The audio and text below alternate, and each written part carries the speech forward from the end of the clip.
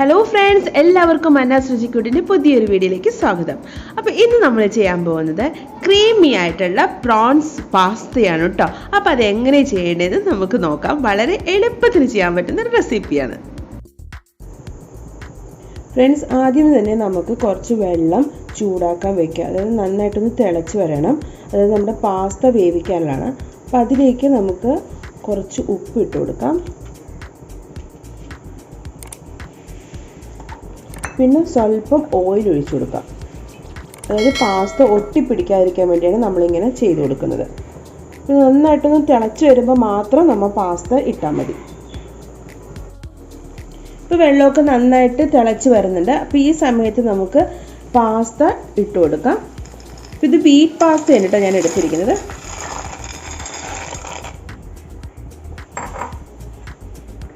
ഇനി ഈ പാസ്ത ഈ വെള്ളത്തിൽ കിടന്ന് നന്നായിട്ടൊന്ന് വെന്ത് വരണം. അതായത് ആവശ്യത്തിന് മതി, ഉടഞ്ഞു പോകരുത്. ആ രീതിയിൽ നമുക്കിതൊന്ന് വേവിച്ചെടുക്കാം. നമ്മുടെ പാസ്ത വെന്തുകൊണ്ടിരിക്കുകയാണ്. അപ്പോൾ ആ സമയം കൊണ്ട്, കുക്കാവുന്ന സമയം കൊണ്ട് നമുക്ക് ഇപ്പുറത്ത് വേറൊരു പാൻ വെച്ച് ഇതിന് വേണ്ടിയുള്ള മസാലാസ് റെഡിയാക്കാം. അപ്പോൾ ഞാൻ പാൻ ചൂടായ പാനിലേക്ക് കുറച്ച് എണ്ണ ഒഴിച്ചു കൊടുക്കുകയാണ്. ഞാൻ സൺഫ്ലവർ ഓയിലാണ് യൂസ് ചെയ്തിരിക്കുന്നത്. നിങ്ങൾക്ക് ഏത് എണ്ണയെന്ന് ഓർത്തെടുക്കും, കൂടുതലും സൺഫ്ലവർ ഓയിൽ അല്ലെങ്കിൽ ബട്ടർ യൂസ് ചെയ്യുന്നതായിരിക്കും നല്ലത്. അപ്പോൾ എണ്ണ ഒന്ന് ചൂടായി വരട്ടെ. അപ്പം എണ്ണ ചൂടായി വരുമ്പോൾ ഫസ്റ്റ് നമുക്ക് പച്ചമുളകും നമ്മുടെ ഗാർലിക്കില്ലേ, വെളുത്തുള്ളി ചെറുതായിട്ട് അരിഞ്ഞത് കൂടി ഇട്ട് കൊടുക്കാം.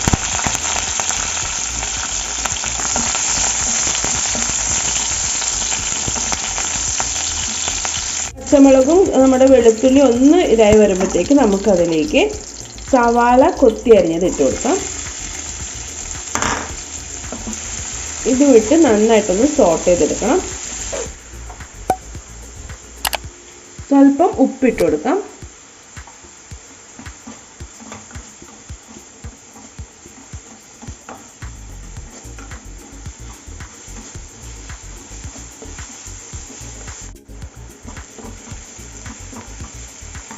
ഇനി കുറച്ച് നമുക്ക് മഞ്ഞൾപ്പൊടി ഇട്ട് കൊടുക്കാം.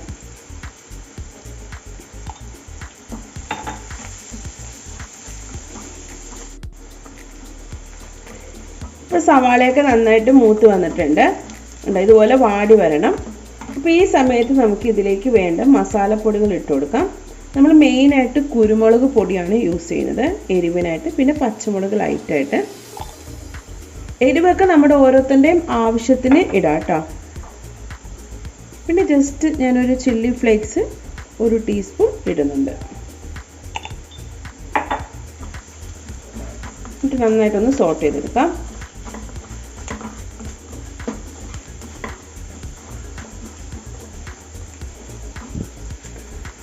അപ്പോൾ മസാലയുടെ ആ പച്ച മണമൊക്കെ മാറിക്കഴിയുമ്പോൾ നമ്മൾ അടുത്തിടുന്നത് പ്രോൺസ് ആണ്. ഞാനിവിടെ കുറച്ച് പ്രോൺസ്, വലിയ പ്രോൺസ് ആയിരുന്നു. അപ്പോൾ അത് ഞാൻ ചെറുതായിട്ട് ഇങ്ങനെ കട്ട് ചെയ്തൊക്കെ ഇതേപോലെ എടുത്തിട്ടുണ്ട്. അപ്പോൾ അത് നമുക്കിതിലേക്ക് ഇട്ട് കൊടുക്കാം.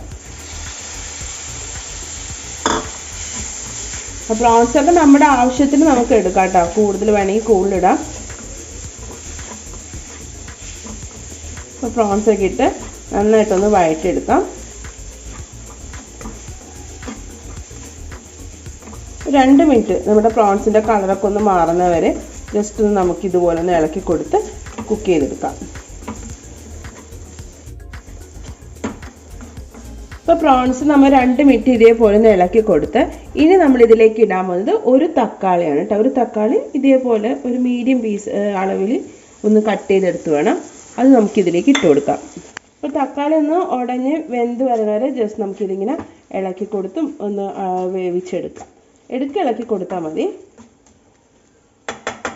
ഒരു മീഡിയം ഫ്ലെയിമിൽ വെച്ചാൽ മതി. ഇപ്പോൾ പാസ്ത നമ്മുടെ കുക്കായിട്ടുണ്ട്. അത് നമുക്ക് ഒരു അരിപ്പ പാത്രത്തിലേക്ക് ഇട്ട് കൊടുക്കാം.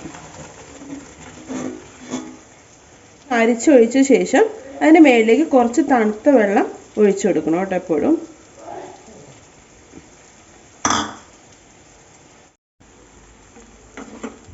ഇപ്പോൾ നമ്മുടെ തക്കാളിയൊക്കെ ഉടഞ്ഞു വന്നിട്ടുണ്ട്. ചെമ്മീനൊക്കെ ആവശ്യത്തിന് വെന്ത് വന്നിട്ടുണ്ട്.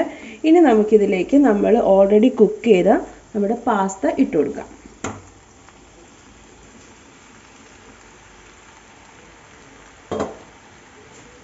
എല്ലാം കൂടെ നന്നായിട്ട് മിക്സ് ചെയ്യാം.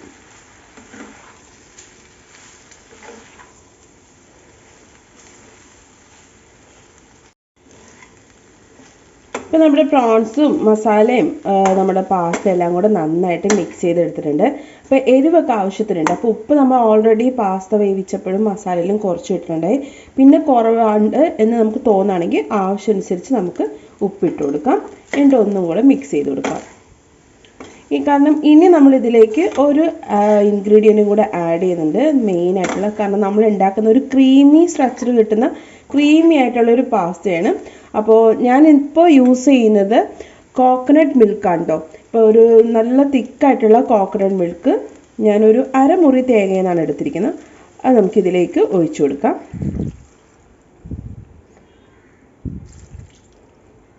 തേങ്ങാപ്പാലിട്ട് ചെയ്യുമ്പോൾ അത് വേറൊരു ഫ്ലേവർ തന്നെയാണ്. നമ്മുടെ നാടൻ ഒരു ഫ്ലേവറും കൂടെ നമുക്കിത് കിട്ടും. നല്ല ടേസ്റ്റുമാണ്. അപ്പോൾ ചെമ്മീനും നമ്മുടെ തേങ്ങാപ്പാലും പാസ്തയും എല്ലാം കൂടെ മിക്സ് ചെയ്തിട്ടുള്ള ഒരു ഫ്ലേവർ ആയിരിക്കും. അപ്പോൾ ഇത് നന്നായിട്ട് മിക്സ് ചെയ്ത ശേഷം നമുക്ക് ഇതൊന്ന് നമ്മുടെ തേങ്ങാപ്പാലിൽ കിടന്ന് ഇതൊന്ന് ശരിക്കും വറ്റി ഗ്രേവിയൊക്കെ നന്നായിട്ട് വറ്റി വരണം. അപ്പോൾ ഇതൊന്ന് ഇതിൽ കിടന്നൊന്ന് കുറുകി വരട്ടെ നന്നായിട്ട്. അപ്പോഴത്തേക്കും നമ്മുടെ പാസ്ത റെഡിയാവും. നമുക്കിതൊന്ന് 5 മിനിറ്റ് അടച്ച് വെച്ചൊന്ന് വേവിച്ചെടുക്കാം.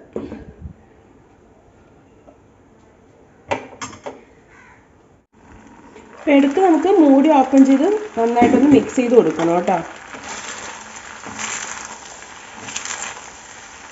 ഇപ്പം നമ്മുടെ തേങ്ങാപ്പാലൊക്കെ നന്നായിട്ട് കുറുകി നമ്മുടെ പാസ്തയിലേക്ക് ശരിക്കും പിടിച്ചിട്ടുണ്ട്.